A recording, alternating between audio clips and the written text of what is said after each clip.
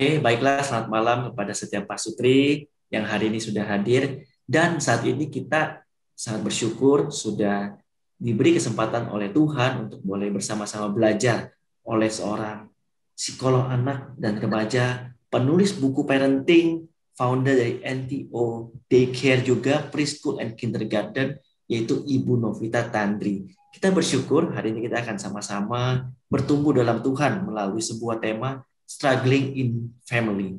Oleh sebab itu, sebelum kita mulai akan sesi pada malam hari ini, saya persilakan kepada Pendeta Jin Kisen untuk boleh membawa kita dalam doa pembuka. Selanjutnya kami serahkan kepada Ibu Novita Tandri. Terima kasih Hadi. Mari kita sama-sama berdoa. Tuhan Bapa kami dalam kerajaan surga, sungguh kami bersyukur dan terima kasih kesempatan yang indah kembali Tuhan berikan bagi kami, sehingga kami boleh bersama-sama mendapat berkat dari pengajaran-Mu melalui hamba-Mu, Ibu Novita Tandri. Kami percaya Tuhan sudah mempersiapkan dia yang boleh Tuhan pakai, yang menjadi berkat bagi setiap kami. Pakai dia setiap tutur katanya, setiap kalimat demi kalimat, sehingga sungguh-sungguh boleh memberkati kami dan memuliakan nama Tuhan. Oleh karena itu ya Tuhan, siapkan setiap kami yang ikut serta di dalam acara ini, beri kami kekuatan, beri kami kemampuan menyerapnya. Dan juga biar semuanya ini boleh menolong kami bagaimana kami hidup sebagai anak-anak Tuhan, hidup sebagai anak-anak Tuhan di dalam struggling yang kami hadapi sehari-hari, baik khususnya dan keluarga kami, sehingga hidup kami boleh berjalan sesuai dengan kehendak Tuhan dan hidup kami pun boleh memuliakan nama Tuhan. Oleh karena itu Tuhan, berkati acara ini dari awal sampai akhirnya dan berkati setiap peralatan yang kami gunakan. Sekali Tuhan, kami mohon berkati untuk panitia yang ada, berkati pengurus dan berkati hamba-Mu yang melayani. Di dalam nama-Mu Tuhan Yesus Tuhan dan Juru Selamat kami yang hidup, kami berdoa. Amin. Amin. Kami persilakan kepada Ibu Novita Tandri untuk membawakan sesi pada malam hari ini. Baik, terima kasih Pak Hadi, terima kasih Pak Kisen, untuk Pak Yanes Chandra, untuk kepercayaannya malam hari ini saya bisa dipercayakan untuk berbagi dengan bisa dikatakan ilmu mungkin yang sedikit sekali dibandingkan dengan bapak-bapak yang hadir malam hari ini, tapi kapasitas sebagai seorang Kristen dan juga psikolog anak dan remaja yang setiap hari bergumul dengan persoalan-persoalan masalah-masalah anak dan remaja, khususnya di masa pandemi ini, menjadi pengalaman saya untuk bisa berbagi dengan Bapak, Ibu, Pak Sutri yang hadir pada malam hari ini. Baik, izinkan saya untuk bisa masuk dengan presentasi PowerPoint saya.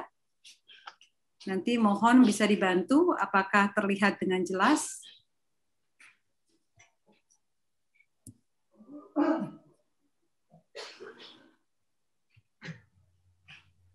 Ya, sudah jelas, Bu. Sudah jelas ya? Baik. Tadi sudah diperkenalkan oleh Pak Hadi, background saya sedikit. Saya lulusan dari University of New South Wales, ya, dengan mengambil MS Child Psychologist, jadi science. Kita ada art, kita ada di science. S1-nya juga dari New South Wales, Sydney, dan London Montessori International dengan program Montessori. Ada 7 buah buku. Nah, nanti ada sesi Q&A ya, Pak Hadi. Nanti saya bagikan buku bagi yang bertanya. Jadi saya akan bagikan, saya ada 7 buku, nanti saya yang bagikan ada buku ke-6 dan yang ke-7. Buku yang ke-6 itu tentang tantrums, happy parenting without spanking and yelling. Jadi bagaimana menangani anak-anak yang mengalami tantrums. Semua orang mengalami tantrums. Setiap anak manusia mengalami tantrums. Dan bagaimana mengelola tantrums itu yang dominan adalah emosi marah. Kalau kita kenal emosi ada beberapa macam, marah, kecewa, sedih, takut, bahagia, gembira, dan salah satu adalah marah. Nah, buku nanti yang ke-6 ini akan saya bagikan. Dan yang ke-7 adalah happy healthy parenting. Jadi bicara khususnya di masa pandemi ini ya, bagaimana kita semua berlomba-lomba untuk menjadi lebih sehat karena COVID virus 19 ini. Baik, itu bukunya, ini beberapa penghargaan. Saya masuk, kalau kita bicara tadi pasutri, pasangan suami istri. Mungkin pada saat kita menikah, saya banyak melihat mempersiapkan menikah dengan motivasi, dengan tujuan yang berbeda-beda. Kalau bisa saya rangkumkan di sini, ada beberapa tujuan, motivasi orang menikah dan berkeluarga. Satu, menyempurnakan satu sama lain. Bagaimana kita yang tidak sempurna ini mengharapkan supaya ada pasangan yang menyempurnakan kita. Yang kedua, memiliki keturunan. Ini bagian daripada budaya yang saya lihat bahwa kalau orang tidak menikah dianggap bahwa ada sesuatu yang salah, ada tahapan di dalam kehidupan yang tidak terlewati dengan tuntas, dengan baik gitu. Jadi ada anggapan di dalam budaya bahwa kalau tidak menikah ada sesuatu yang salah. Budaya agama tentunya mempengaruhi bagaimana orang untuk menikah dan memutuskan untuk berkeluarga. Ini juga yang menjadi salah satu, kalau saya bisa katakan, kesalahan orang kenapa menikah. Jadi menikahnya hanya karena usia yang sudah waktunya. Jadi kalau saya lihat di anak-anak remaja, pada saat mereka sudah masuk, kalau di SMP, SMA, orang tuanya dengan ketat mengatakan bahwa tidak boleh pacaran dulu sebelum kamu kuliah, atau bahkan setelah kuliah baru boleh pacaran. Nomor satu adalah sekolah. Jadi orang punya stages of life, punya tahapan di dalam hidup mereka, bagaimana pacaran, tidak boleh pacaran. Ada yang mengatakan pacaran, boleh pacaran, justru pacaran untuk kamu mengenal orang lain dengan bisa mengatasi konflik.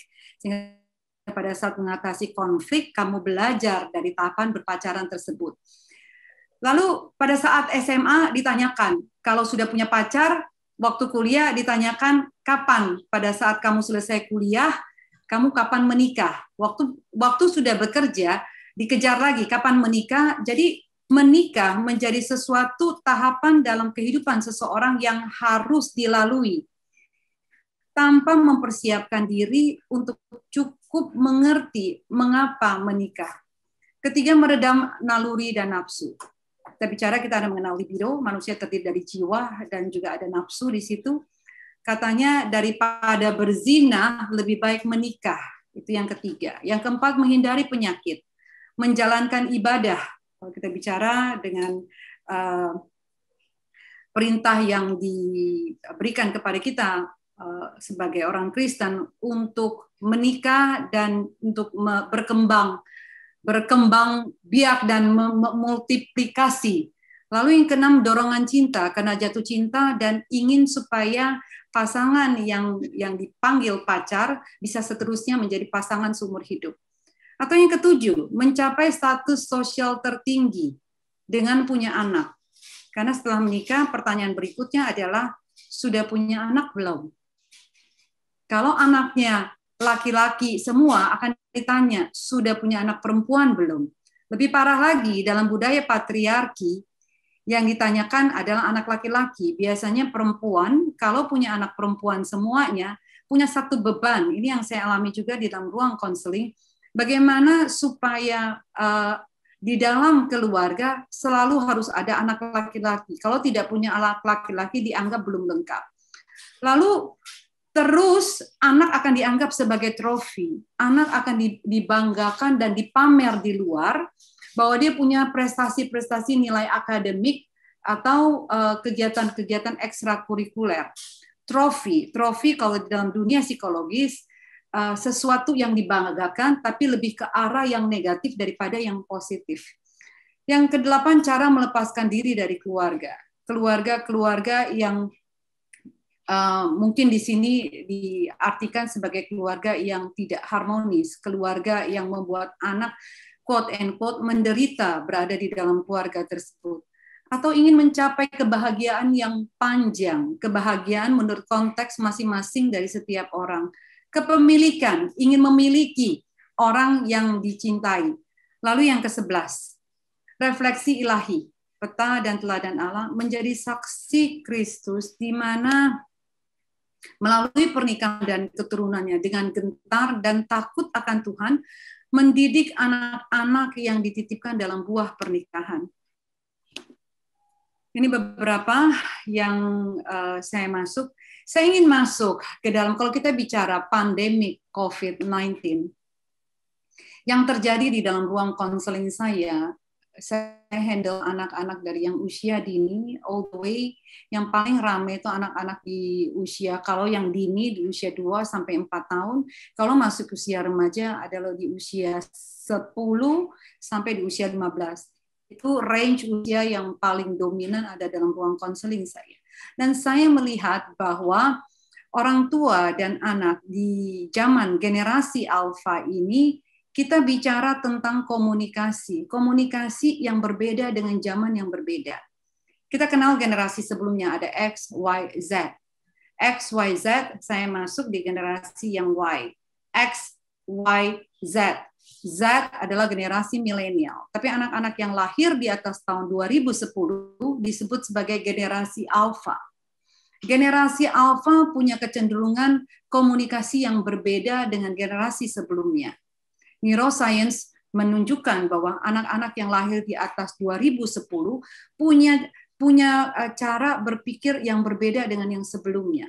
Teknologi di zaman saya yakin Pak Pendeta Kisen, mungkin Pak Yanes juga, Pak Hadi kayaknya agak berbeda. Teknologi zaman kita tahun 80-an, teknologinya kulkas, televisi, dan radio. Atau mungkin 70-an. Itu teknologi. Itu teknologi. Dulu saya ingat sekali, kalau membuka kulkas, saya mengisi botol air biasa, masukin kulkas, terus dalam 3 jam saya tarik keluar, botolnya dingin. Wih, saya teriak-teriak, norak sekali, senang sekali. Kok bisa gitu loh. Ya, kalau buat Pak Hadi mungkin kayak, ih aneh banget ya, kok norak sih botol air biasa, suam-suam kuku, masuk ke kulkas jadi dingin. Yang kita tidak pernah dapatkan dan melihat satu lemari kok bisa mendinginkan satu cairan. Dan teknologi ini ternyata membuat cara berpikir anak-anak generasi alfa ini berbeda. Tapi saya tidak akan masuk terlalu banyak di sana karena tema kita hari ini tentang suami istri. Tapi saya ingin katakan bahwa komunikasi menjadi menjadi kata kunci daripada kita menjadi pasangan suami istri. The art of listening. Komunikasi kita lebih suka menyebut komunikasi biasanya berbicara, mengeluarkan kata-kata, bercakap-cakap. Tapi lebih daripada itu kita lupa bahwa ada satu dari bagian komunikasi yang disebut dengan seni mendengarkan. Saya suka sekali ada analogi yang mengatakan bahwa Tuhan menciptakan 2 telinga, 2 mata, dan 1 mulut.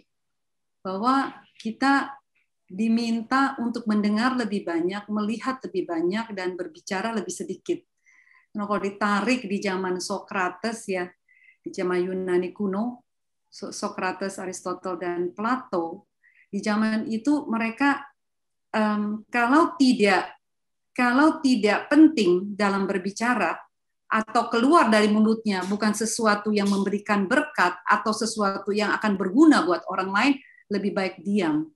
Tapi dalam keadaan pandemi COVID-19 ini dengan waktu yang begitu banyak secara kuantitas dan secara kualitas, 24/7 kita punya banyak waktu untuk bicara. Dan anak-anak yang generasi alfa ini yang lebih banyak berhadapan dengan gadget yang berbeda dengan zaman kita, yang berhubungan dengan gadget, tidak berbicara, justru lebih banyak mendengar, di mana orang tua banyak bicara, tapi yang dilakukan adalah repetitif. Ini juga terjadi di dalam hubungan suami istri. Mendengar adalah tindakan menghormati. Mendengar itu ternyata adalah ketaatan. Mendengar itu adalah kerendahan hati, karena pada saat kita mendengar, kita mengikis, menurunkan ego kita. Dan ternyata mendengar adalah tindakan mengasihi. Ini slide saya banyak sekali, tapi karena waktu yang 45 menit, mungkin saya akan lebih cepat. Komunikasi. Posisi katanya, kalau kita dulu bilang ya, kalau dalam olahraga, saya suka sekali berolahraga dalam kehidupan saya dan suami. anak-anak kita olahraga setiap hari sudah 30 tahun lebih. Karena kalau dulu kalau main basket, kita katakan posisi itu menentukan posisi kita. Berkomunikasi dengan kalimat dan intonasi yang tepat. Memposisikan diri sebagai kepala di dalam keluarga, memposisikan diri sebagai istri di dalam keluarga, memposisikan diri sebagai kepala yang dihormati, yang direspek oleh anak-anak itu nggak mudah. Kebanyakan kita memakai otoritas sebagai kepala, sebagai orang tua, tapi kita tidak menentukan di saat yang pas. Anak-anak generasi Alpha, saya lihat, anak-anak yang dilayani, kebanyakan anak-anak ini punya mbak, paling tidak punya PRT, ART di dalam rumah, punya suster. Anak-anak ini dilayani dari kecil, dan orang tua punya semacam ketakutan. Anak-anak ini kalau kekurangan makan, anak-anak ini kekurangan untuk tidak dilayani. Posisi orang tua akhirnya melayani, instead menjadi kepala di dalam keluarga. Otoritas tidak berarti egaliter. Otoritas berarti anak-anak harus tahu bahwa di dalam keluarga ada kepala yang menjadi panutan, kepala yang di mana kita bisa jadikan dia sebagai contoh dan role model, sebagai teladan.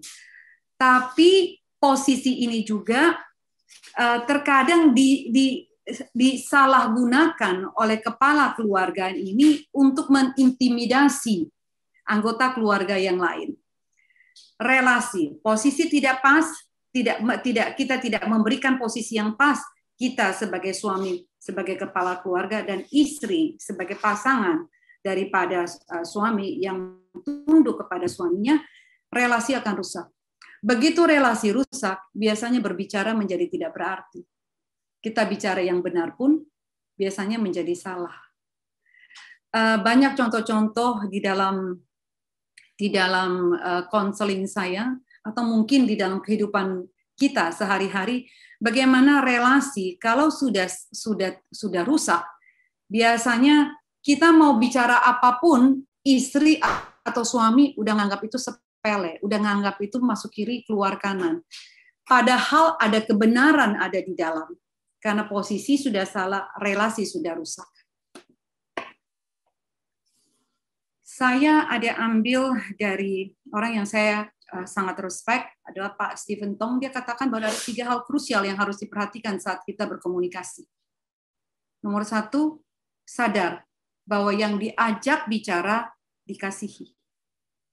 Kalau yang diajak bicara dikasihi, suami bicara dengan istri, dia tahu bahwa dia ditegur, bahwa dia dikasihi. Waktu berkomunikasi, dia akan membuka hatinya seluas-luasnya. Karena dia tahu pada saat dia berbicara, kasih itu hadir. Dan dia tahu, ini juga berlaku untuk anak-anak.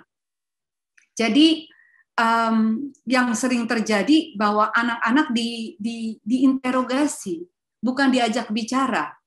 Anak dijadikan seperti lagi duduk di kantor polisi, lagi bikin BAP. Lagi BAP untuk diambil keterangannya. Anak-anak tidak merasa dikasihi. Yang kedua, sadar bahwa dia dipahami. Bahwa saya di sini sebagai suami, saya di sini sebagai istri, memahami apa yang sedang kamu alami. Memahami bahwa pengertian dari istri atau suami atau dari orang tua kepada anak hadir di sana. Dan ketiga, bahwa kamu saya percaya. Percaya, trust is very important. Terkadang kita menjadi suami istri, kita mengekang pasangan kita sehingga pasangan kita bahkan tidak bisa punya teman, bahkan tidak bisa punya relasi dengan teman-teman, bahkan diputuskan sama sekali, di penjara di dalam yang disebut dengan pernikahan. Tell the truth with love. Memberi tahu kebenaran dengan cinta, bukan menghakimi. Banyak contoh-contoh nanti mungkin sambil kita jalan dan juga menjawab pertanyaan. Saya ingin masuk kepada slide berikutnya. Bagaimana sih kalau kita ingin keluarga yang berbahagia. Hanya satu. Buat saya, sebagai seorang psikolog, psikologi biasanya tidak suka digabungkan dengan teologi. Kalau bicara psikologi, di dalam dunia psikologi, teman-teman saya banyak yang tidak suka digabungkan. Akan dikatakan bahwa psikologi dan teologi adalah dua hal yang berbeda, dua haluan yang berbeda yang tidak boleh dipersatukan. Bahwa bicara sains, bicara psikologi, teologi adalah sesuatu bidang yang berbeda.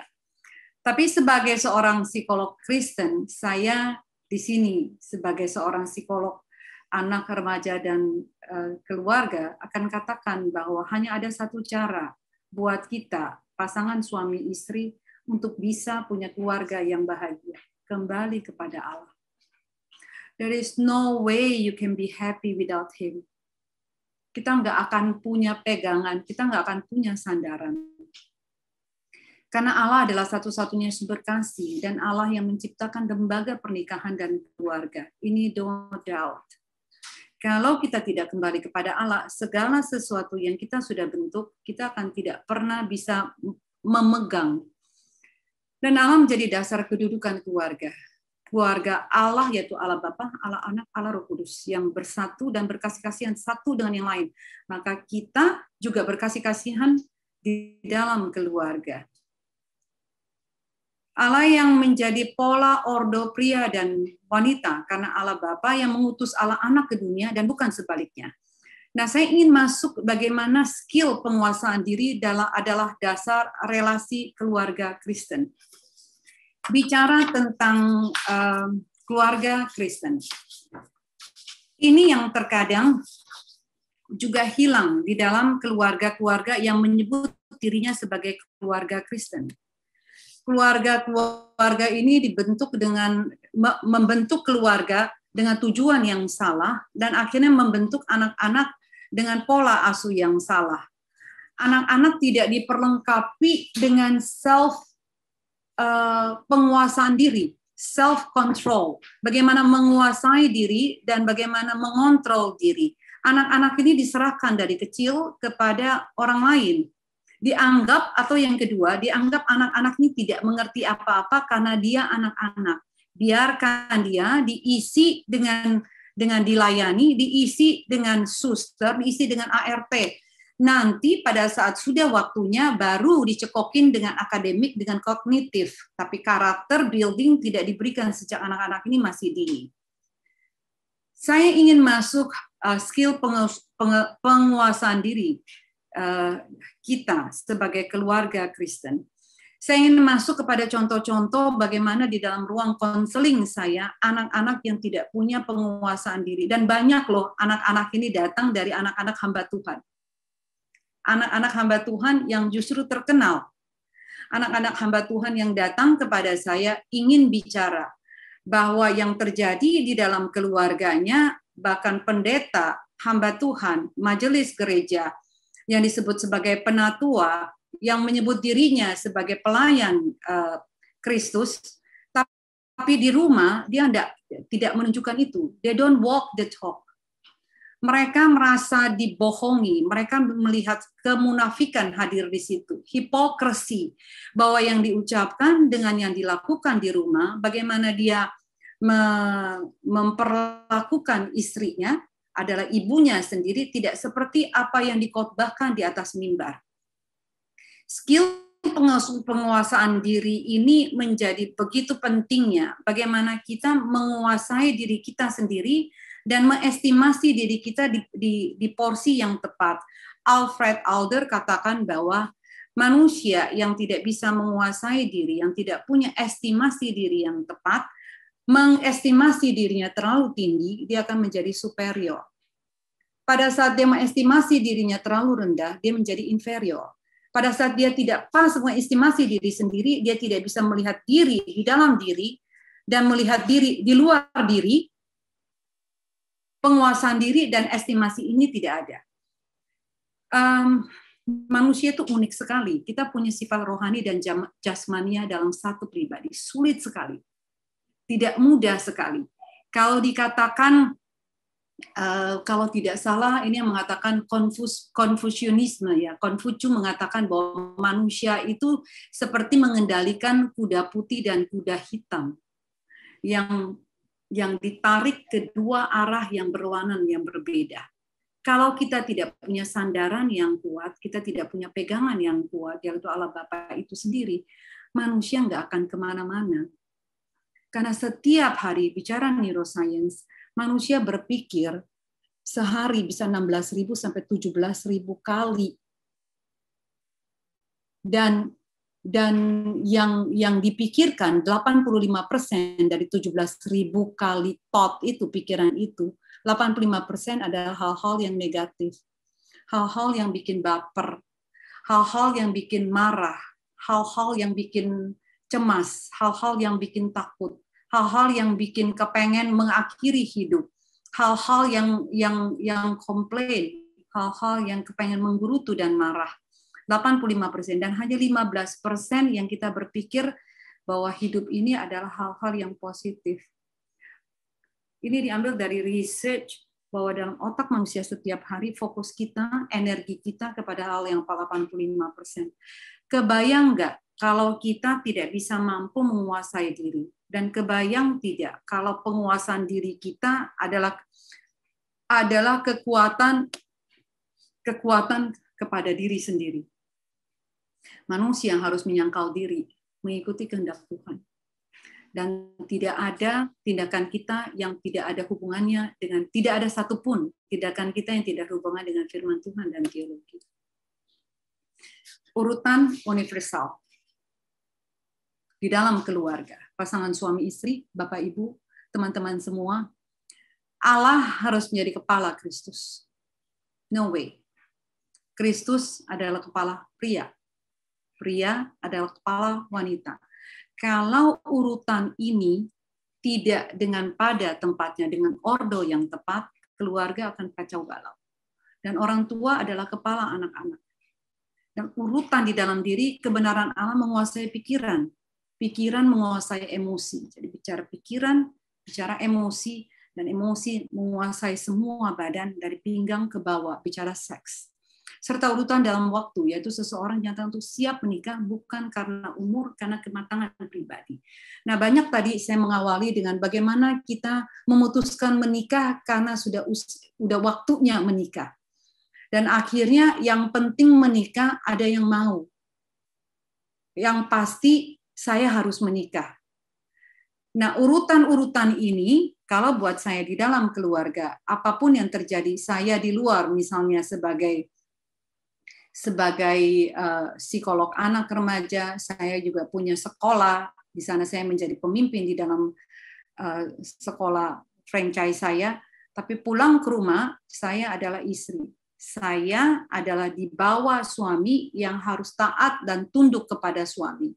Tapi jangan lupa, suami adalah di bawah daripada Kristus, kepala daripada pria.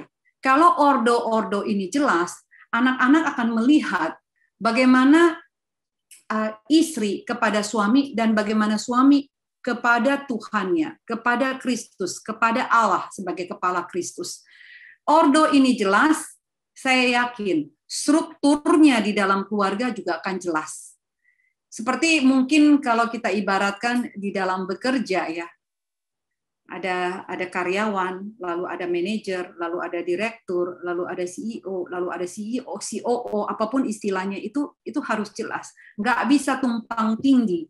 Pada saat tidak ada SOP, pada saat tidak ada struktur organisasi di dalam kita berkomunitas maupun berorganisasi atau bekerja, semuanya akan kacau. Oke, kita bicara tentang cinta. I love you. I do love you. Tapi bagaimana? Apa yang disebut sih dengan cinta sejati? Karena kalau bicara mungkin Pak Kisen, Pak Yanes, ya, Pak Hadi, kita udah menikah puluhan tahun gitu. Cinta yang dulu kayak tai kucing rasa coklat, itu kayaknya udah nggak ada kali ya.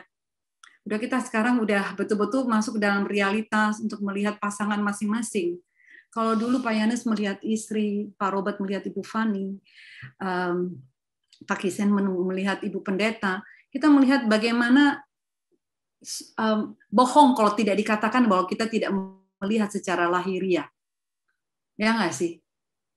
Pasti ada ketertarikan karena matanya lebih belok gitu ya, hidungnya mungkin karena mancung, kulitnya mungkin karena mulus gitu, rambutnya tebal. Ada sesuatu yang secara lahiriah itu menarik buat kita. Tapi bicara tentang cinta yang sejati, yang kalau kita lihat dengan Romeo and Juliet gitu ya, itu katanya kalau kita bicara di novel-novel romance itu, romantisme, bahwa itu yang menjadi patokan anak-anak kalau mau menikah, bahwa cinta yang menggebu-gebu, cinta secara libido hadir di sana. Tapi bagaimana dengan relasi di dalam pasangan suami istri? I and thou and I and it. Saya suka sekali ada yang disebut dengan Martin Buber. Dia katakan ada dua relationship yang terjadi di dalam manusia, yaitu I and it and I and you.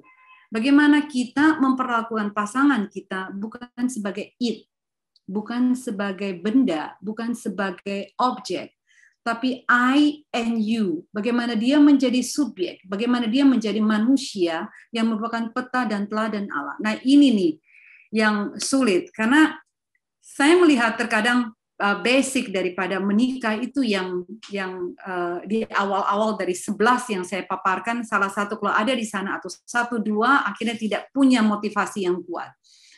Laki-laki dan perempuan sama-sama diciptakan sesuai dengan peta dan teladan Tuhan.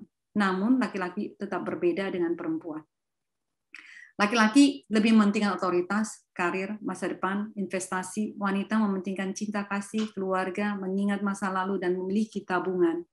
Lalu kita bicara tentang laki-laki lebih melihat bersifat rasional, menyeluruh, dan analis. Sedangkan wanita lebih bersifat emotional, detail, and intuitive. Ini harus diketahui. Karena kalau tidak, kita akan merasa sama, kita akan merasa bahwa segala sesuatu, apa yang dilakukan di dalam rumah tangga, kita harus sama dan setara dan harus sama dalam aspek yang berbeda. Oke. Arti kepala.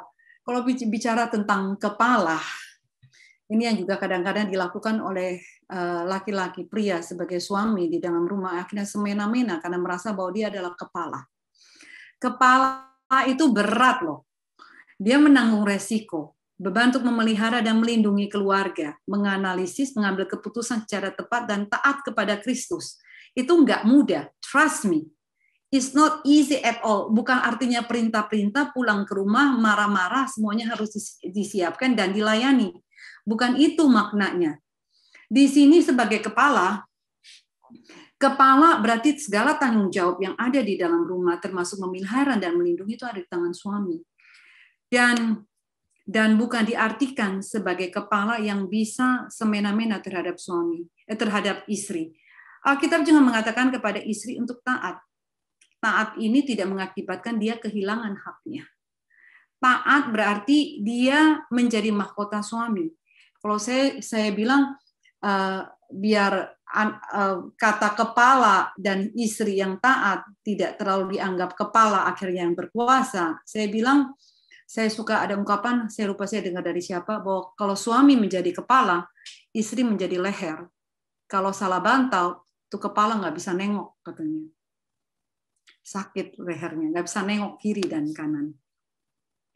Beberapa kesulitan di dalam keluarga, mungkin saya pikir ini juga dialami oleh setiap kita di masa pandemi ini. Mungkin salah satunya adalah ketidakseimbangan cinta. Misalnya, karena suami lebih mencintai istri daripada istri mencintai suami. Kesulitan dalam mendidik anak, karena baik suami maupun istri melalui sistem pendidikan keluarga yang berbeda.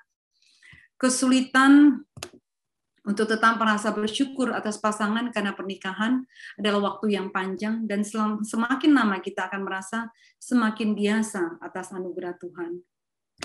Lalu kesulitan karena dunia ini penuh dengan pencobaan, karena itu diusahakan agar keluarga menjadi tempat untuk menikmati privasi, keindahan, ketenangan, dan kemanisan. Oh ini by the way ayah ibu saya dan adik. Kesulitan karena midlife crisis, baik untuk laki-laki maupun wanita, sangat terbentuk tetap takut akan Allah.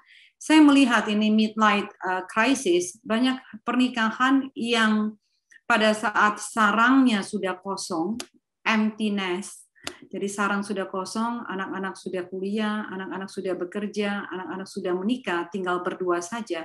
Banyak yang memutuskan untuk bercerai, banyak yang memutuskan untuk berpisah. Karena pada saat anak-anak masih kecil, semuanya ditahan, semuanya ditekan, semuanya dibungkus dengan kata sabar, tapi yang dipaksakan. Dan pada saat anak-anak semuanya sudah lepas, terbang, nggak tahan, dan akhirnya memutuskan untuk berpisah. Kalau sampai tidak legally bercerai, yang mereka lakukan adalah pisah ranjang atau pisah rumah, atau tidak berbicara di dalam satu rumah. Dan ini berbahaya sekali, karena di masa tua yang harusnya suami istri yang semakin mengenal, malah di usia-usia ini saya mendapatkan banyak sekali konseling seperti ini yang justru mereka memutuskan untuk berpisah. Oke. Kesulitan karena kita pasti semakin tua dan kemungkinan jatuh sakit atau bahkan sakit berkepanjangan. Kesulitan ketika mengalami perubahan status ekonomi. Bagaimana status ekonomi juga ini terjadi begitu banyak di masa pandemi ini. Beberapa hal kecil, mungkin ini dianggap kecil, tapi saya pikir ini juga perlu diperhatikan untuk memperhatikan penampilan. Pak Hadi, terkadang kita kalau di rumah dengan suami gitu ya, istri udah pakai daster, nggak dikerang, untul aja, muka udah nggak karu-karuan, sudah badan 25, bahkan bergelambir di mana-mana gitu, dengan tidak memperhatikan penampilan dan kesehatan secara fisik, dan akhirnya kita menjadi lemah, kita menjadi lesu, dan kita menjadi orang yang tidak bugar, dan akhirnya menjadi orang yang mudah tersinggung, sakit-sakitan bahkan. Memperhatikan penampilan buat saya perlu diperhatikan untuk pasangan suami istri, untuk suami sendiri, untuk istri sendiri, bukan untuk orang lain ya. Karena berada di dalam rumah, yang melihat adalah suami kita, istri kita, bukan waktu keluar, kita malah baru pasang bulu mata palsu, kita sibuk rambutnya ditinggiin, kita sibuk dengan segala macam bedak, tapi yang dilihat orang lain.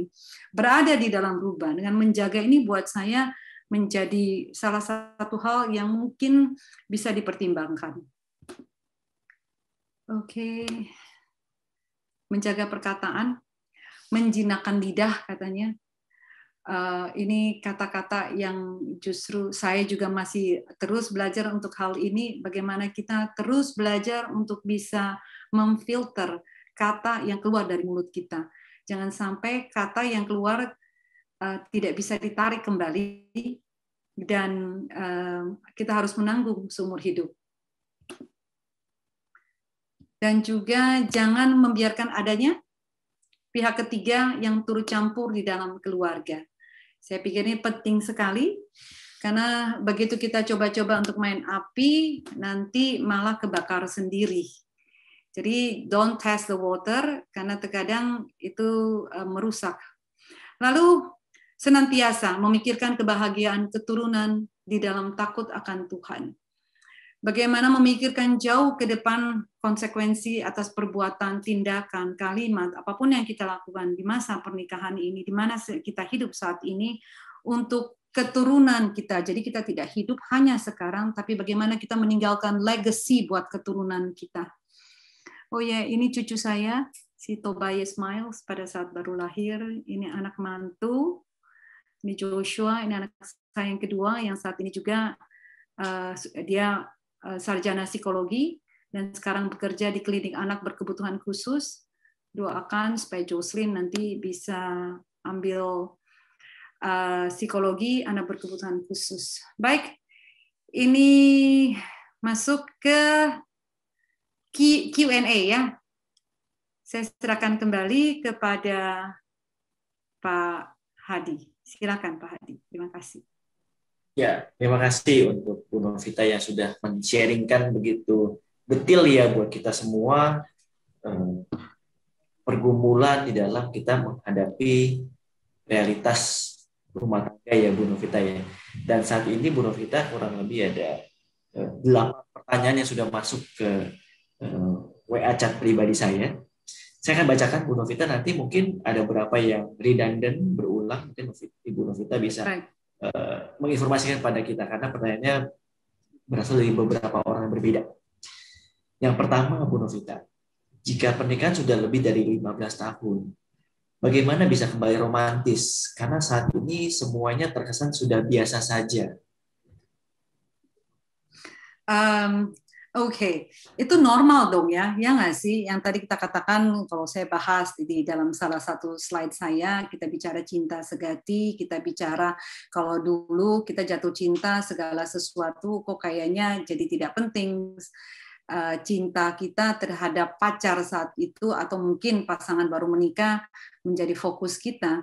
Dan itu bisa memudar cinta yang tadinya dengan kecantikan, dengan lahiriah, akhirnya akan berubah pelan-pelan menjadi cinta, menjadi seperti teman, atau mungkin menjadi pasangan yang akhirnya kita berbagi di sana. Romantisme otomatis terkikis.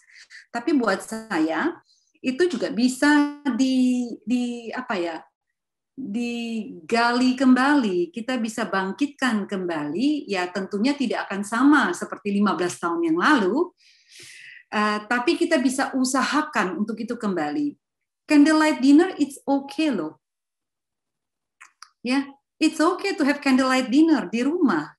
Gitu ya. Saya pikir salah satu budaya yang bisa kita ambil dari budaya di sini di Amerika sekarang ini, yang kita bisa ambil itu. Kalau buat saya, nothing is wrong untuk bangkitkan itu. Bagaimana bertatap mata, kontak mata, dan bagaimana perasaan, lalu menceritakan 15 tahun pernikahanmu, dan bisa sampai di hari ini, itu satu rekor loh.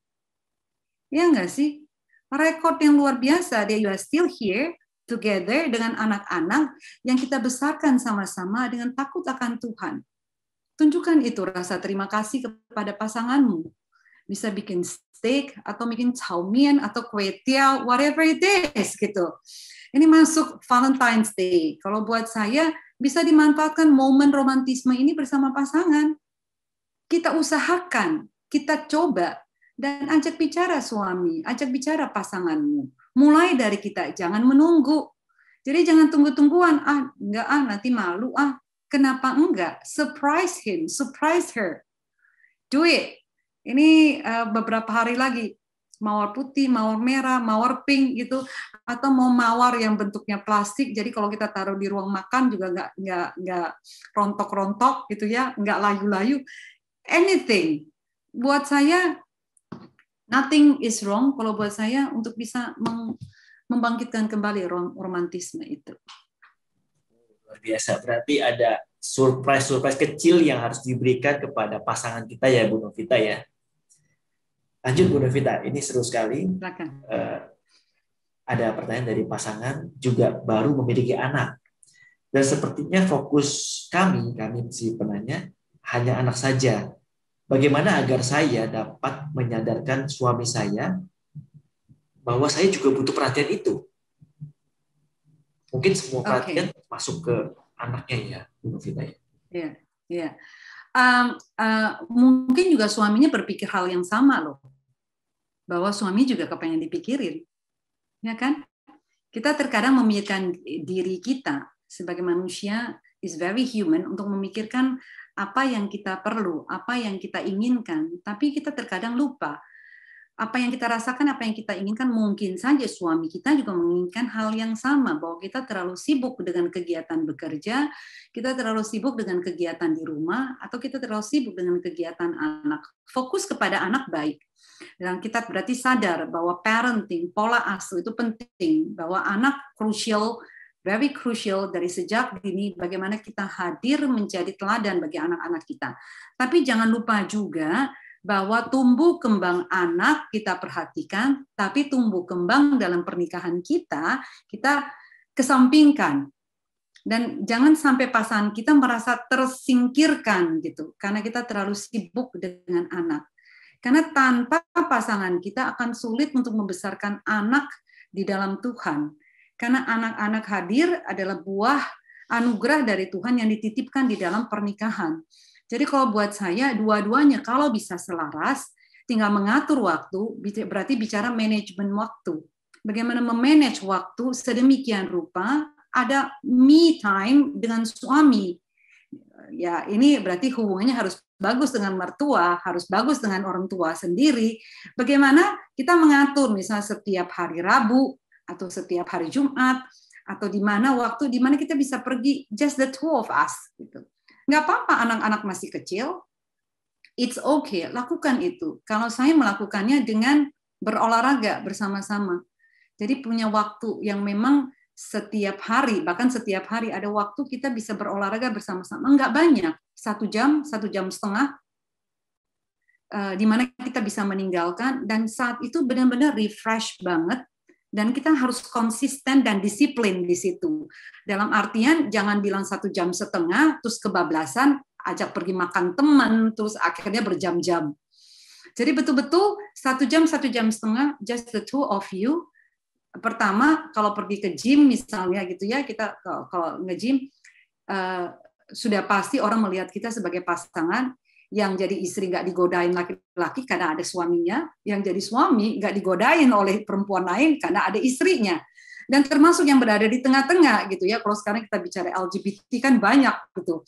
Jadi buat saya jadi aman, dan saya bisa memakai quality time itu betul-betul selain mendapatkan kesehatan secara fisik, saya bisa ngobrol. Jadi kita bisa ngobrol apa saja tanpa quote and quote diganggu dengan hingar-bingar, hiruk-pikuk anak-anak di rumah. Dan bonusnya secara fisik kita sehat, dan bonusnya lagi bajunya nggak pernah ganti dari SMA, size-nya sama terus. Luar biasa, Bu. Bu, lihat lagi pertanyaan, Bu. Suami saya menginginkan saya tetap di rumah menjaga anak dan mengurus rumah tangga saja. Tetapi saya masih memiliki passion, Bu, untuk bekerja. Sebagai informasi, anak kami sudah 3 dan lumayan besar. 2 anak SD, 1 SMP, Bu. Bagaimana mungkin solusinya, Bu? Baik, hidup itu prioritas ya.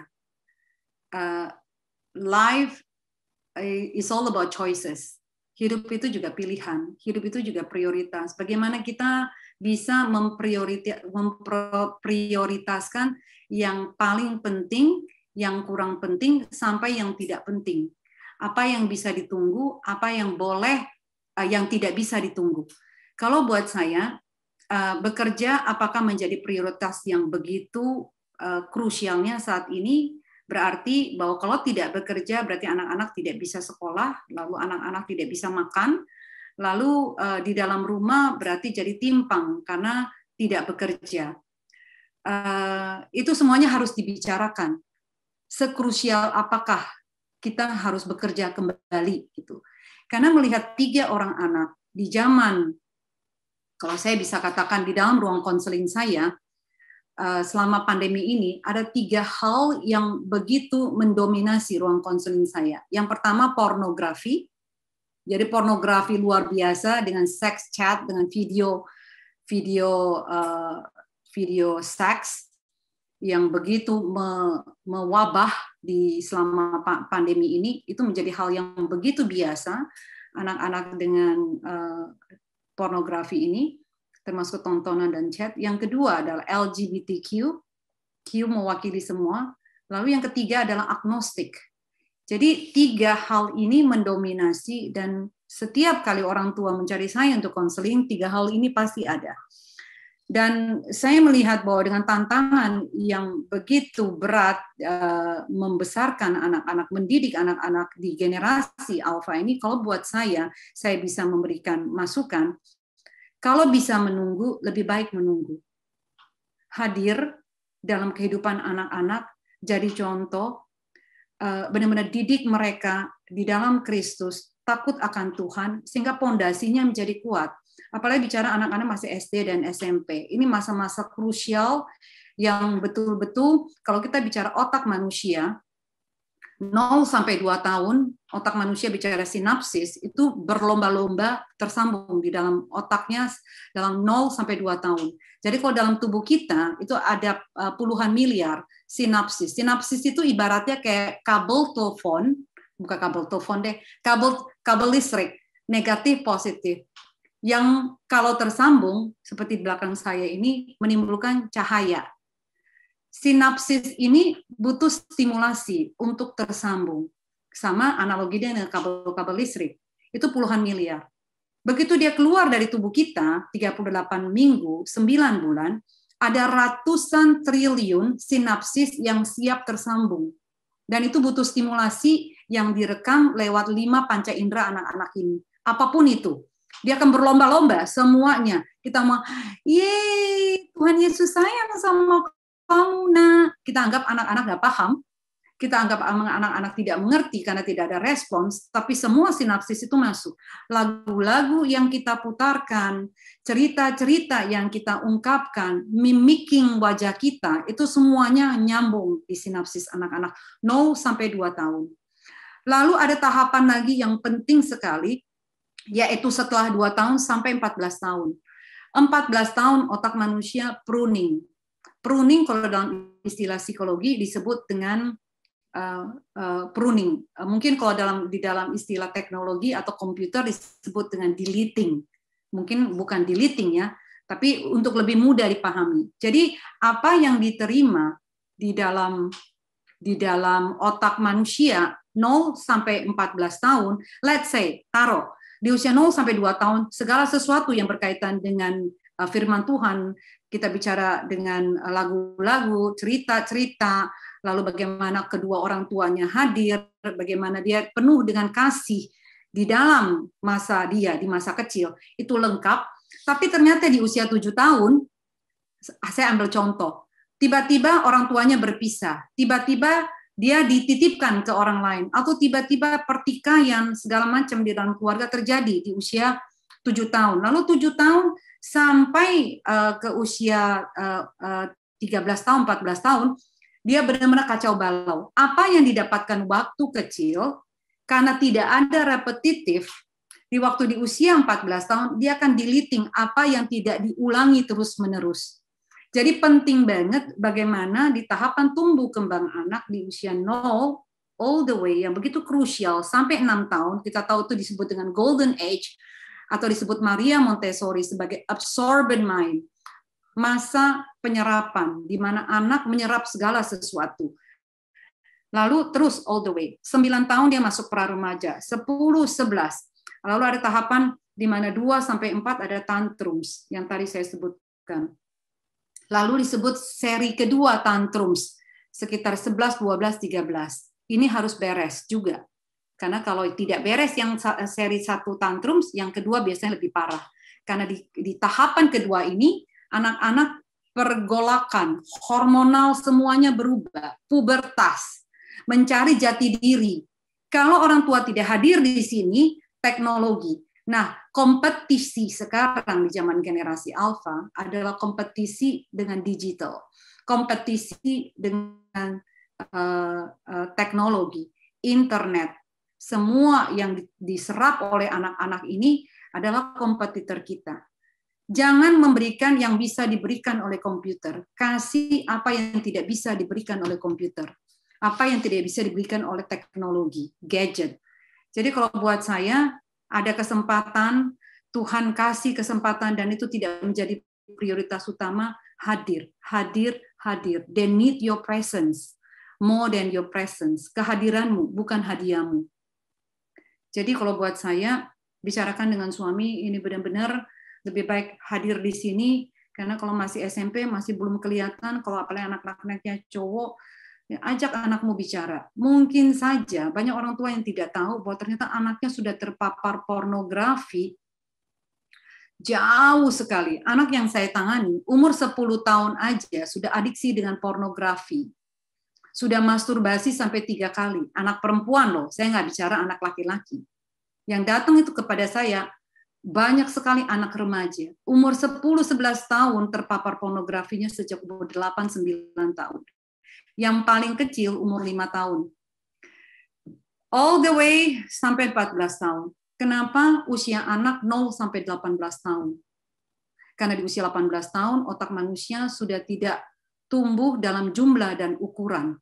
Jadi dia stop growing dalam ukuran dan jumlah. Dia akan terus bertumbuh, berhenti sampai 18 tahun.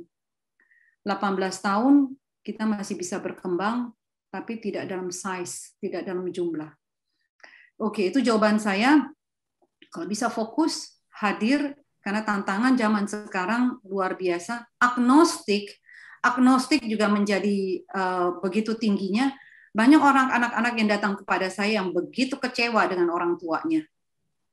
Ngomong doang, om doang, bisa ngasih tahu orang, bisa ngajarin orang, tapi praktek kehidupannya bertentangan dengan apa yang dia omongkan, apa yang dia lakukan, bagaimana perlakuan dia di dalam rumah. Anak-anak ini kecewa karena tidak melihat bagaimana role model yang tadi kita bicara, Kristus yang menjadi kepala di dalam keluarga dia. Kecewa, menganggap orang tua munafik, mendapatkan ajaran yang dianggap jauh lebih benar daripada agama. Jadi mereka tidak percaya adanya Tuhan. Mereka nggak percaya lewat agama. Mereka percaya bahwa ada kekuatan yang besar, tapi itu bukan Tuhan. Dan banyak sekali anak-anak ini yang percaya di sana, dan hati-hati dengan apa yang ditonton, apa yang didengar dari YouTube. Karena banyak anak-anak remaja yang mendengar dari YouTube, akhirnya suka dengan ajaran-ajaran Kristen yang salah dan sesat, akhirnya menjadi bidat, tapi karena dia sudah suka, sulit sekali untuk masuk. Saya punya anak 13 tahun yang udah sulit sekali untuk bisa masuk bahwa apa yang kamu tahu, apa yang kamu dengar itu salah. Dia bahkan bisa berdebat.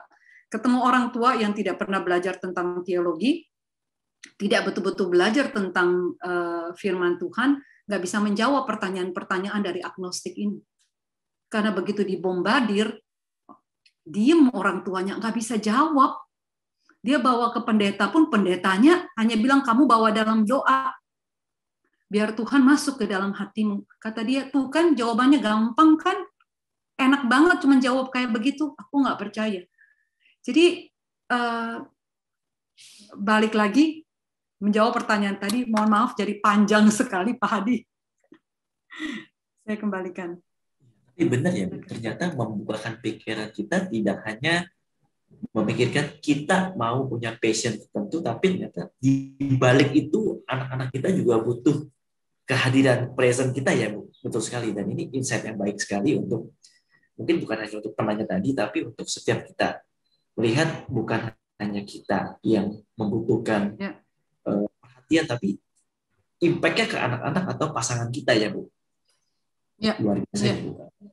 Ya, ngomong-ngomong tadi sudah masuk ke teologi ya, Bu, ya, ke iman Kristen kita nih, Bu. Ada lagi pertanyaan, bagaimana Bu jika suami saya makin jauh dari Tuhan?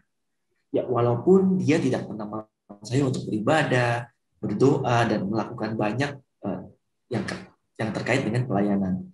Tapi saya jadi bingung, Bu, harus berbuat apa terhadap pasangan saya? Kalau buat saya, kalau ibu tetap melayani, ibu tetap di dalam Tuhan, ibu tetap dengan penuh kasih melayani suami, dan dia yang saat ini masih menjauh, saya yakin satu hari karena ibu dia akan kembali. Karena dia melihat refleksi Kristus di dalam kita, bahwa kita nggak komplain, bahwa kita nggak marah, kita nggak ngomel, kita tetap melayani, kita tetap hadir, menjadi ibu yang baik, menjadi istri yang baik, dan kita tetap melayani Tuhan. Buat saya justru kita menjadi saksi, buat dia melihat bahwa ada Kristus yang hadir dalam kita hidup dan bagaimana menjadi istri. Jadi kalau buat saya keep on going, dan jangan lupa terus berdoa, mungkin perlu dengan doa puasa. Gitu ya. Mungkin ini lebih kepada Pak Pendeta yang menjawab kali ya. Kalau saya mungkin sebagai psikolog akan menjawabnya seperti itu ya. Do whatever you need to do as a Christian gitu. Keep on going kalau buat saya. Justru dengan jangan sekali-sekali berpikir untuk keluar dari jalur yang sudah dilakukan. Justru dia melihat, wow, betapa taatnya istriku, betapa dia menyembah Tuhan yang benar gitu. Saya yakin secara manusia pun akan tersentuh. Dan apalagi kalau kita berdoa untuk Tuhan hadir, untuk menyentuh, Roh Kudus bekerja di dalam hati dia. Izin Pak, jadi ngomongin tentang teologi. Saya menjawabnya seperti itu. Silakan Pak Gimson bisa menambahkan Pak. Terima Kisah kasih. mau menambahkan dikit. Benar Bu. Yang penting prinsipnya bukan kita yang mau mengubah pasangan. Kita percaya, kita mohon Tuhan yang mengubah kita lebih dulu, dan juga Tuhanlah yang akan mengubah suami kita atau pasangan kita gitu. Ya, Tuhan, nggak salah-salah amat ya. Berarti kita tetap mengerjakan bagian kita ya, Pendeta Kisen dan Ibu Novita ya. Ya, berarti tetap berusaha dan berjuang di garis yang sudah memang kita saat ini lakukan begitu ya. Bu, ini ada pertanyaan yang mungkin pergumulan sangat besar ya Bu ya. Kami sudah menikah 10 tahun Bu. Tetapi dulu di tahun kedua suami saya pernah selingkuh dan saat ini sudah bertobat. Tetapi tetap saya suka ingat dan merasa, mohon maaf, jijik dengannya Bu. Mungkin ada advice atau ada sesuatu Bu yang boleh Ibu sampaikan kepada kami Bu. Iya, saya suka pada saat Ibu katakan sudah bertobat. Berarti dia sudah sadar dan dia mau mengubah hidupnya. Ya nggak sih? Kalau dia sudah bertobat sungguh-sungguh, kalau buat saya tahu tidak mudah. Memang mudah buat kita kalau tidak mengalami. Tapi mengalami saya yakin sangat tidak mudah sebagai manusia. Tapi kalau buat saya melihat bahwa dengan bertobat dan sungguh-sungguh bertobat kembali kepada Tuhan dan dia hidup akhirnya suci sekarang ini, kalau buat saya kalau Ibu bisa memaafkan dan kita fokuskan kepada hal-hal, kalau tadi kita bicara ke hal-hal yang positif. Karena kalau buat saya pada saat Ibu fokuskan kepada hal-hal yang lama itu dan tidak melihat hari ini, fokus kita, di mana fokus kita berada, energi kita akan tercurah di sana. Jadi fokus kita di mana, energi kita akan di situ. Kita akan tetap tuh semua yang negatif, semua yang bikin marah, yang bikin sakit hati, akan arahnya kepada sulit tidur nanti. Akan arahnya kita nggak bisa fokus melakukan apapun dalam hidup kita, karena akan balik lagi ke sana. Kalau buat saya, fokus kepada hal di mana saat ini sang suami sudah bertobat dan betul-betul sungguh-sungguh mau mencintai istri dan anak-anaknya. Hargai itu. Kalau buat saya ya, hargai itu dengan sungguh-sungguh dan tunjukkan bahwa kita mau menerima itu. Malah ya kalau buat saya nih ya, saya tahu tidak mudah Bu, tapi boleh dicoba. Kalau buat saya dia justru melihat bagaimana dengan forgiveness kita memaafkan pasangan kita, justru membuat dia akan semakin mencintai kita kalau dia sungguh-sungguh di dalam Tuhan. Saya yakin itu. Dan justru akan merasa bahwa saya harus lebih mencintai istri karena istri saya dengan begitu, dengan tulus, dengan ikhlas untuk memaafkan saya. Ya, nggak ada orang yang kalau buat saya tidak berbuat salah. Mungkin kalau skala manusia itu lebih besar gitu ya. Tapi kalau buat saya dengan bisnis juga yang misalnya membohongi orang gitu ya, yang bilang cuan-cuan gitu ya, cuan-cuannya dengan terlalu besar atau dengan yang itu sama juga kan, dosanya nggak ada dosa besar, dosa kecil ya, tetap namanya juga dosa gitu. Jadi kalau buat saya ya forgiveness and minta Tuhan untuk bisa membantu, untuk bisa hadir, untuk memaafkan. Dan pada saat kita bisa memaafkan, biasanya secara mental, secara kesehatan mental kita pun biasanya lebih terjaga. Dan jangan lupa, pada saat kita tidak bisa memaafkan, ada satu hormon yang melemahkan. Ada satu hormon yang bikin kita bete, bikin kita capek, namanya hormon kortisol. Itu hormon yang bikin kita sulit sekali untuk bisa fokus dan melakukan banyak hal. Jadi dengan memaafkan, justru hormon yang disebut endorfin, hormon dopamin, itu lebih banyak berproduksi di dalam badan kita yang membuat kita lebih happy. Gitu. Ya, betul. Silakan Pak Kisen, silakan ditambahkan Pak. Gak enak loh kalau ada hamba Tuhan di sini, kayak takut salah ngomong loh. Belajar baik sekali untuk jawabannya. Memang pasangan harus memberi kesempatan kepada pertobatan itu, beri dia, tunjukkan, nyatakan. Seringkali kesempatan dia mau berbuat baik pun kadang-kadang ditutup. Kita punya pemikiran, cuman mau baik-baikin aja gitu. Kesempatan tuh dia. Terima kasih Bu jawabannya, Bu. Ya. Terima kasih Pak Kisen. Bu, lanjut ya Bu. Ini juga menarik pertanyaan. Pergumulan seorang single parent, Bu. Seorang istri dan seorang mama. Saya single parent, apakah saya boleh menikah lagi? Karena saya sebenarnya butuh sosok suami dan ayah bagi anak saya. Ada informasinya kami cerai hidup dan sudah 5 tahun yang lalu. Oke. Pertanyaannya kalau buat saya, motivasinya untuk diri sendiri atau motivasinya karena ingin supaya anak-anak yang hadir dalam pernikahan sebelumnya itu punya ayah yang sekarang ini figurnya tidak ada. Ya kan ya, motivasinya dulu, tanya kepada diri sendiri, apa motivasinya? Kalau motivasi untuk diri sendiri, jangan lupa saat ini buy one get two atau get three gitu. Ya kan, bukan buy one get one, ini buy one get three. Dan saya tanya juga motivasi daripada sang pacar yang akan mau menikahi, motivasinya apa? Harus dilihat hatinya, harus dilihat motivasinya. Jangan sampai motivasi menikahnya tidak sesuai dengan apa yang ibu inginkan. Dan akhirnya anak-anak bukannya mendapat figur ayah yang tidak ada, malah mendapat bencana di dalam pernikahan ini. Jadi kalau buat saya betul-betul ada Pak Kisen di sini, silakan ngobrol gitu ya, diajak Pak Kisen untuk menerawang gitu ya pasangannya ini yang mana betul-betul memang menikah lagi ini menjadi satu jawaban.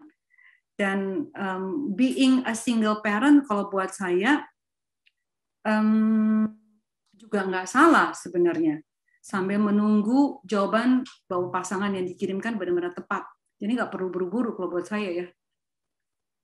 Daripada salah 2 kali gitu. Ya, setuju Bu. Bu, ini pertanyaan terakhir Bu. Atau nanti mungkin dari ayahnya atau Bu Sukisen atau Pak Robert ada pertanyaan, monggo ya. Bu, bagaimana seni bertengkar dengan pasangan agar anak tidak tahu Bu? Oke. Ini satu sesi ya Bu ya? Iya, kalau saya sih Pak Hadi, Pak Kisen, Pak Yanes, Pak Robert, Ibu Fani, kalau saya lebih setuju kalau dikatakan bertengkar, konflik dengan pasangan di depan anak nggak masalah loh. Jadi bertengkar, konflik justru nggak apa-apa. Kalau buat saya ya, ini kita bisa pilih masing-masing, tapi dengan cara yang sehat. Bagaimana kepalanya tetap dingin. Karena kalau tidak, anak ini yang terjadi di dalam ruang konseling saya, yang tiba-tiba orang tua nggak ngapa-ngapain, nggak pernah berantem, nggak pernah cekcok, terus tiba-tiba divorce. Kaget mereka. Mereka punya perasaan bahwa mereka yang bersalah. Apa karena saya yang salah? Apa karena saya tidak menjadi anak yang baik? Karena selama ini orang tua baik-baik saja. Kok tiba-tiba divorce? Lalu yang kedua, anak-anak tidak belajar dengan keterampilan mengelola konflik. Karena dalam hidup kan terjadi konflik setiap hari. Konflik terhadap diri sendiri dan konflik dengan orang lain. Ya nggak sih? Kalau mereka tidak belajar bagaimana menangani konflik sedari dini, anak-anak ini tidak akan pernah tahu, apalagi bicara masa pandemi begini. Di dalam rumah pasti banyak sekali terjadi gesekan karena terlalu sering bertemu, ya nggak sih? Nah, ini anak ini diajarkan kecerdasan, conflict intelligence, bagaimana mengatasi konflik, sehingga mereka punya skill. Nah, kalau berantem, ada konflik, di ngobrolin apa masalahnya, bagaimana solusinya, lalu malah kalau anak-anak memang ada anak-anak terlibat situ, minta pendapatnya kalau dia sudah cukup besar untuk dimintai pendapat. Daripada di dalam kamar, wah, anak-anak juga nggak bego loh, kedengeran tahu kan, nggak mungkin kita bikin kayak soundproof kayak ruang karaoke kan kamar kita, pasti juga kedengeran dan tetap anak-anak akan tahu. Jadi kalau buat saya, kalau memang bisa dengan manajemen anger management itu bisa dikelola dengan baik, justru kesempatan mengajarkan konflik, menangani konflik kepada anak-anak. Jadi it's okay sebenarnya. Tinggal perlu dilatih, jadi akhirnya menjadi habituasi, menjadi kebiasaan. Oke, berarti ini ada sebuah insight yang baru nih mungkin untuk para pasutri juga melihat sebenarnya berantem itu ada seninya dan nggak perlu ditutupi ya Bu ya. Bahkan kalau bisa mengajarkan pada setiap anak-anak atau kepada orang yang ada di rumah mungkin melihat bahwa berantem itu hal yang natural dan yang dibutuhkan adalah kepala yang tetap dingin begitu ya Bu ya. Betul, karena kalau tidak ya Pak Hadi jadinya mereka waktu bersekolah kaget, mainannya direbut, bullying sering sekali terjadi, yang dibully ya, sering sekali terjadi karena mereka nggak tahu bagaimana stand up for themselves, bagaimana mereka punya ketahanan diri, bagaimana mereka harus membela diri sendiri pada saat dia dibully, bagaimana berkomunikasi dengan orang lain bahwa, saya nggak bisa dipukul ya, kamu boleh bicara baik-baik. Jadi diajarkan skill-skill semacam itu. Jadi anak-anak ini bisa punya keberanian untuk berbicara. Karena anak-anak yang tidak dilatih, semuanya dilayani, tidak tahu bagaimana menangani ini, dia cuma bisa dipukul, dirampas mainannya, misalnya hanya nangis, atau bahkan didorong. Dan juga kita mengajarkan anak-anak tidak menjadi pembuli, tidak menjadi korban, tapi tidak juga menjadi pelaku bullying. Jadi dua-duanya kan tidak baik gitu. Jadi bagaimana dia juga tidak membuli. Jadi melihatkan orang tuanya kalau bisa mengatasi konflik dengan baik, suami tidak membuli istrinya, istri juga tidak membuli suaminya. Jadi anak-anak melihat contoh, oke, saya tidak membuli, mencari solusi yang baik dan menangani dengan baik dan semuanya bisa baik-baik saja dari satu konflik. Dan ini is a skill, keterampilan buat saya. Luar biasa Bu. Oke, kita sudah sampai ke penghujung dari sesi pada hari ini. Mungkin dari Pak Yonan atau Pendeta Kisan ada yang mau sampaikan sebelum nanti closing statement dari Bu Novita ya untuk setiap para pasutri yang hadir pada malam hari ini. Ada Pendeta Kisan atau Pak Yonan atau Pak Robert ada yang mau sampaikan? Pak Adi, cuman memang ini Bu Tan Novita, saya kan beberapa konseling. Seringkali mereka dengan satu alasan, kami sekeluarga Bu, ya susah. Karena apa? Saya dengan pasangan seringkali nggak sependapat. Saya bilang A, pasangan bilang B. Jadi anak-anak seringkali bisa melihat kelemahan kami gitu. Malah dengan tindakan mereka, kami yang ribut, bukan kami yang marahin anak-anak. Jadi itu. Silakan Bu. Benar. Baik. Kalau buat saya selalu bilang kepada orang tua bahwa setiap orang tua kan kepengen anak-anaknya menjadi anak-anak yang berhasil dalam arti bukan saja berhasil hedonisme, tapi hedon gitu ya, punya kekayaan secara materi, tapi menjadi orang yang punya kebahagiaan, karena dicari dalam hidup katanya bahagia kan, kalau kita lihat dari zaman Yunani kuno gitu, happiness katanya. Makanya tagline saya happy parenting, Pak Kisen.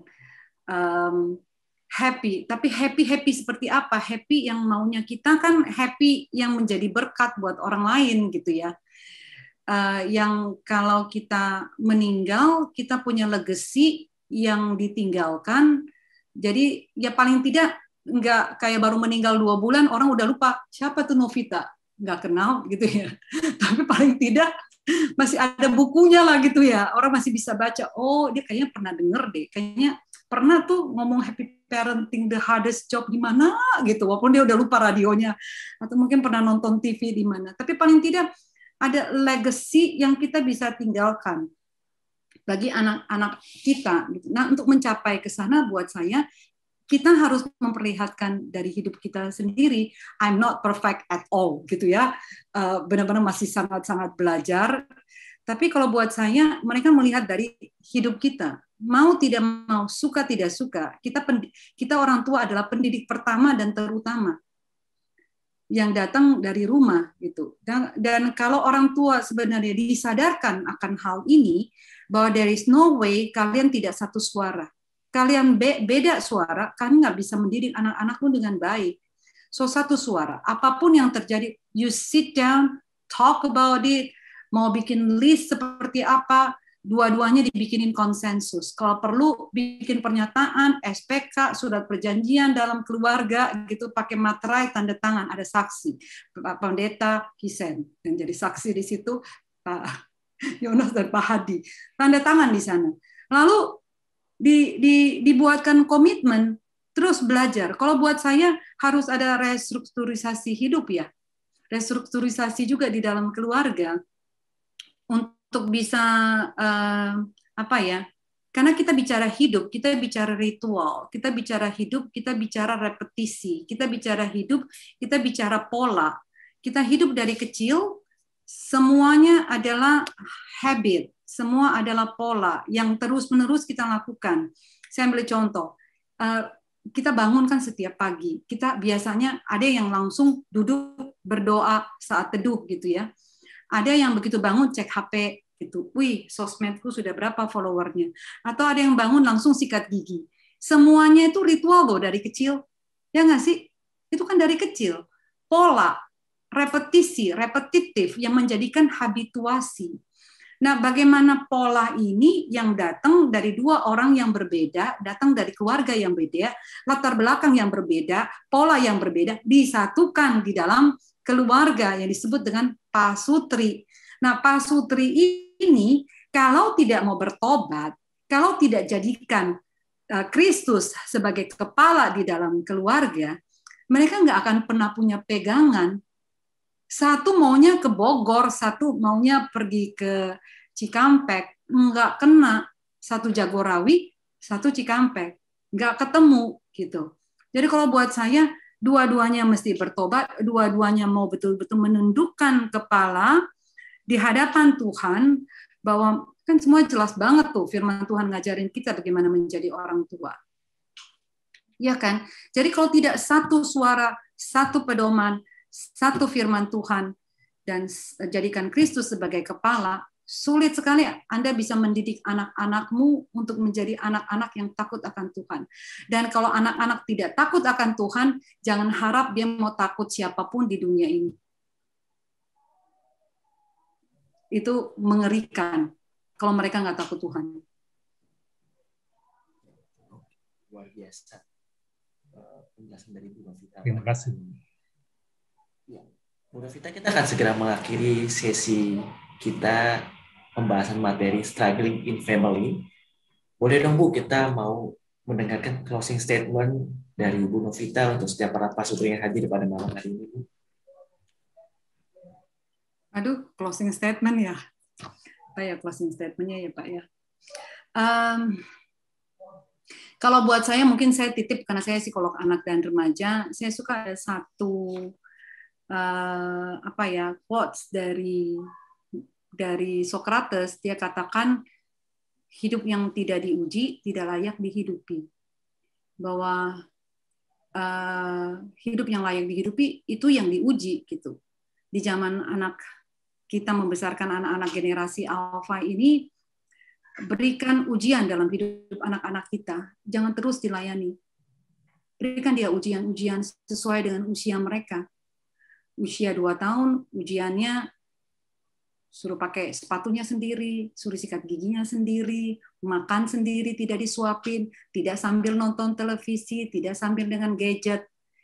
ujian-ujian ini kalau terus dilakukan dengan ritual, dengan pola, dengan habituasi, dan juga kita menjadi orang tua, menjadi contoh, tunjukkan apa ujian itu, saya yakin kita akan membentuk keluarga-keluarga Kristen yang bahagia, yang nantinya akan menjadi saksi-saksi Kristus di zaman yang bisa dikatakan mengerikan dan mencekam ini.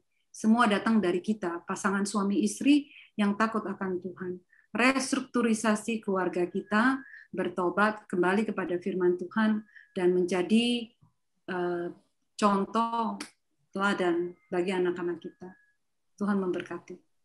Terima kasih Bu Novita. Saya serahkan kepada Pendeta Cintisan. Ya, terima kasih untuk Bu Novita. Kiranya Tuhan memberkati untuk pelayanan selanjutnya. Sungguh kami merasa diberkati, dan juga saya percaya setiap kita yang mendengar mengikuti acara ini sungguh-sungguh diberkati. Memang seperti yang tadi Pak dikatakan, seringkali ya punya pendapat umumnya kalau bertengkar jangan di depan anak begitu, sehingga anak pun tidak tahu cara bertengkar yang positif yang bagaimana gitu ya. Ini akhirnya struggling itu selalu ada gitu dalam hidup ini. Seperti yang terakhir juga perlu uji gitu. Mari kita jalani ujian ini sehingga kita bisa lulus begitu ya, bersama dengan Tuhan tentunya, bukan dengan kekuatan kita sendiri. Sekali lagi terima kasih Bu Novita, Tuhan memberkati. Salam dengan keluarga dan suami, Tuhan memimpin dan berkati mereka. Amin.